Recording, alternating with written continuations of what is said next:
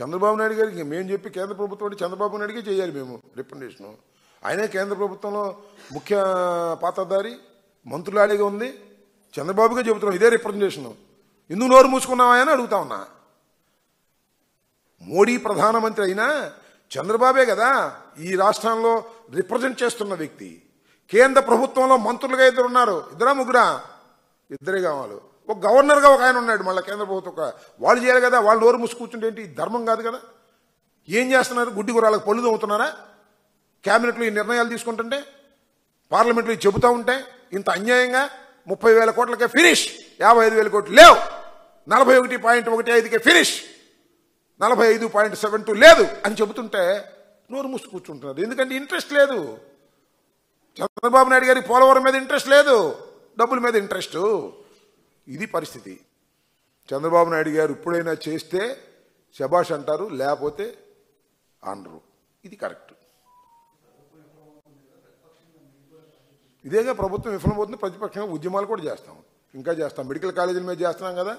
అవసరమైతే పోలవరం మీద కూడా ఉద్యమం చేస్తాం. రైతుల్ని చైతన్యపరిచేటువంటి కార్యక్రమం చేస్తాం. పోలవరం మీద కూడా రైతుల్ని చైతన్యపరిచే విధంగా మా ప్రణాళిక ఉంటుంది. ఇప్పుడు మెడికల్ కాలేజీలు అమ్ముకునే కార్యక్రమంలో కూడా ప్రజలను చైతన్యం చేసి ఉద్యమ రూపాన్ని తీసుకొస్తున్నాం. ప్రజలందరూ చూస్తున్నారు, ప్రజలు బ్రహ్మాండంగా సహకరిస్తున్నారు. అవును. ఇప్పుడు ఆదాని గురించి ఏం మాట్లాడుతున్నారు వీళ్ళు? చంద్రబాబు నాయుడు కలిశారు కదా. ఇప్పుడు ఆదాని భగవంతుడు అయిపోయాడా? ఆదాని గొప్పడు అయిపోయాడా? అప్పుడు జగన్మోహన్ రెడ్డి గారు ఏదో డబ్బులు ఇచ్చాడా, ఇది గందరగోళం చేశారు కదా.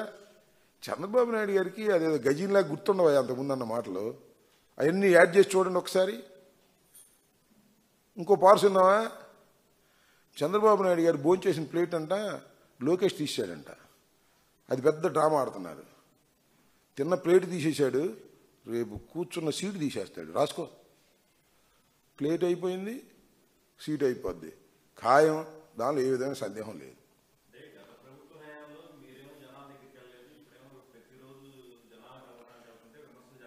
జనం దగ్గరికి ఎవరు వెళ్ళలేదు?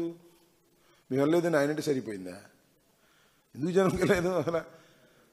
అరే బాబా, గడప గడపకి మమ్మల్ని తిప్పి జగన్మోహన్ రెడ్డి గారు ప్రతి ఇంటికి వెళ్ళాం కదండి పాంప్లెట్లు తీసుకుని.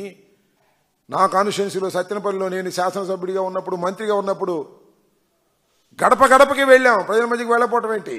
గడప గడపకి వెళ్ళాం, అన్నీ వివరించాం. సరే, మా దురదృష్టం ఏదో జరిగింది. మేము ప్రజల మధ్యకి వెళ్ళకపోవటం ఏంటి? అసలు ఏ రాజకీయ పార్టీ ప్రజల దగ్గరికి వెళ్ళనంతగా వెళ్ళినటువంటి రాజకీయ పార్టీ వైఎస్ఆర్ కాంగ్రెస్ పార్టీ. గుర్తుపెట్టుకోండి. సరే, ఏం జరిగిందో ఏంటనేది అది వేరే విషయం.